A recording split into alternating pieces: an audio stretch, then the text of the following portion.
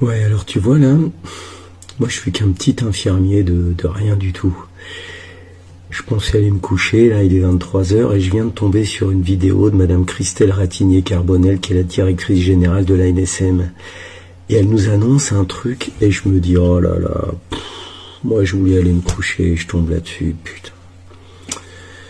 Elle nous annonce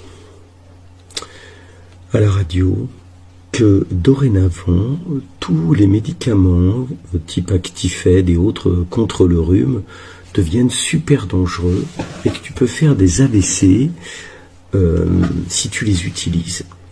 Et que ce serait dommage d'avoir un AVC à cause d'un nez bouché. Alors,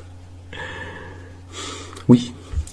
Donc là, un petit côté primum non nocere et balance bénéfice-risque entre un nez bouché et un AVC. Alors, je t'explique le truc pour que tu visualises bien à quel point on nous prend pour des cons. Quand tu prends certains médicaments qui sont des vasoconstricteurs quand t'as le nez bouché, c'est parce que, en fait, t'as un virus qui est rentré dans le nez et puis ton nez va se mettre à couler pour essayer de rejeter le virus. Puis tu vas te mettre à éternuer, voilà. Et à force d'avoir ton nez plein de flotte pour rejeter le virus, eh bien les parois de ton nez vont s'épaissir, elles vont se gonfler de flotte, et à un moment donné, les parois vont se toucher. Et puis là, tu vas avoir le nez bouché. Et tu sais que petit nez bouché pour la nuit, nuit compliquée. Ton nez étant bouché, eh bien, les virus, les microbes, eux, ce qu'ils recherchent avant tout, c'est de la chaleur et de l'humidité. Donc, ils vont se développer dans ton pif. Et comme tu vas dormir avec ton nez bouché, eh bien, ça va tomber sur ta gorge parce que la nuit, tu vas respirer par la bouche. Et puis, tu vas avoir la bouche sèche. Et tu te dis que après avoir la bouche sèche et puis la voix de Barry White quand tu te lèves le matin après ton rhume, bah ça va tomber sur les bronches et puis tu vas être malade. Ça s'appelle plus communément choper la crève. Ah, ok. Donc tu te dis bah tiens, si je pouvais prendre un médoc qui me débouche le pif, ce serait pas mal. Effectivement, c'est pas mal. Mais là, bizarrement, on te dit ouais, mais il faut plus le prendre. Ah bon, mais pourquoi? Moi, ça me débouchait le nez. Oui, ça te débouchait le nez, mais en fait, ça empêche ton nez tes muqueuses nasales de sécréter de la flotte parce que ça se gonfle. Parce qu'en fait, ces médocs, c'est des vasoconstricteurs. Vasoconstricteurs, c'est-à-dire que tes vaisseaux, ils augmentent et ils diminuent de diamètre. Et puis là, on va leur dire de diminuer le diamètre pour assécher ta muqueuse nasale. Donc voilà, t'auras le nez bouché, et puis c'est tout. Mais c'est bizarre quand même qu'on nous fasse un plan pareil à ce point-là. Et qu'on nous dise, oh, prenez des trucs naturels, de l'eau, du sel, mais surtout, arrêtez de vous déboucher le pif avec des vasoconstricteurs qui sont vendus depuis pas longtemps. Oh, bah si, c'est vendu depuis super longtemps. Alors, qu'est-ce qui fait que les autorités ont peur à ce point des vasoconstricteurs déboucheurs de nez? Il se passe quelque chose ou quoi? Alors, je te donne le tuyau.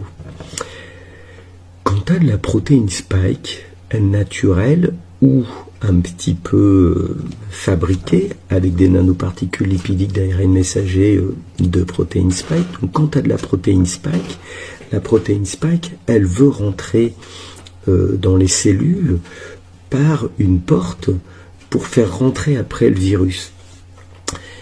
Et la porte qu'elle utilise, elle s'appelle récepteur ACE2. Oh, c'est chiant, c'est compliqué, mais bon, t'inquiète pas. Ça s'appelle comme ça, récepteur ACE2. Et le problème, c'est que tu as une hormone naturelle super puissante, une excellente hormone, soit dit en passant, qui s'appelle l'angiotensine 2. Et l'angiotensine 2, elle aime bien utiliser les récepteurs ACE2. En fait, c'est son secteur à elle.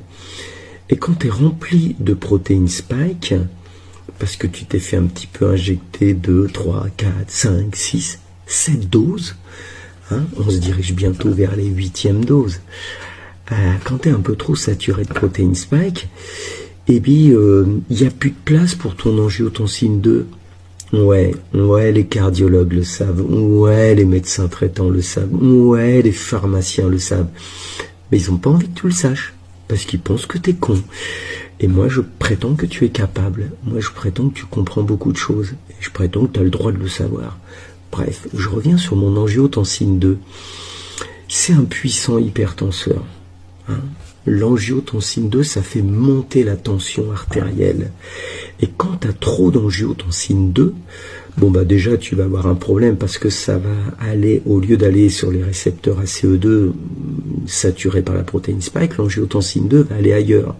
Elle va aller sur les récepteurs AT1R, et ça Jean-Marc Sabatier l'a très bien dit. Je vais sortir des petites vidéos pour vous expliquer ce truc-là. Il faut que je le fasse là, j'ai manqué de temps. Mais en plus d'aller retrouver les récepteurs AT1R, bah ton angiotensine 2, ce puissant hypertenseur que tu as dans le corps, eh bien ça va se développer à fond, puisque normalement l'angiotensine 2 devrait se dégrader sur les récepteurs ACE2. Et là c'est plus possible à cause de la protéine spike. Alors qu'est-ce qui se passe chez quelqu'un qui a les vaisseaux sanguins qui vont faire de la vasoconstriction, qui vont diminuer en diamètre, avec une hormone qui va faire monter la pression dans les vaisseaux?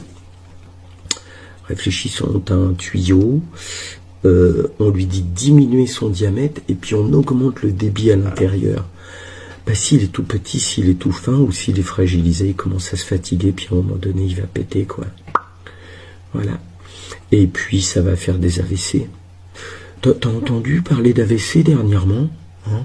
Des gens autour de toi qui font des AVC, y compris des jeunes, ou des gens qui ont des problèmes cardiaques. Toi, t'en as entendu un petit peu ou pas trop? Est-ce que l'ANSM nous a parlé d'effets indésirables sur les injections de nanoparticules lipidiques d'ARN messager de protéines spike? Donc, je sais pas, sur les 190 000 effets indésirables signalés? Je sais pas. Est-ce que Pfizer a indiqué sur, comment dire, le Vidal, qu'il y a des problématiques de myocardite? Ouais, ok, c'est un sujet un petit peu à côté, les myocardites. Mais est-ce que tu as entendu parler de gens qui faisaient des infarctus dernièrement autour de toi? Des gens sportifs, hein, pas nécessairement des gros fumeurs. Hein. Alors voilà, si là ils sont en panique, hein, tout simplement en nous disant il faut stopper vos trucs qui vous débouchent le nez parce que c'est des vasoconstricteurs, ils te prennent surtout pour des cons. En évitant de te dire, c'est que tes vasoconstricteurs, ok, pour te déboucher le pif, reliés à toute la protéine spike qu'ils vous ont fait vous faire injecter, bah ça va juste littéralement augmenter vos risques d'AVC et d'infarctus. Elle est là la vraie cause. Hein, parce que tu penses bien que si elle te dit, bah non, il y en a eu très peu. Non, c'est un truc super rare quand même. Bah si c'est super rare, on peut peut-être laisser les gens se déboucher le pif. Hein? Depuis combien de décennies on utilise ces vasoconstricteurs? Et puis là, maintenant, c'est tout frais, tout neuf, il faut arrêter. Les médecins traitants, les pharmaciens, les cardiologues, on va vous marquer au maillot, parce qu'avec le système hérénine-angiotensine, on vous démasque, ok? Arrêtez de prendre les gens pour des cons.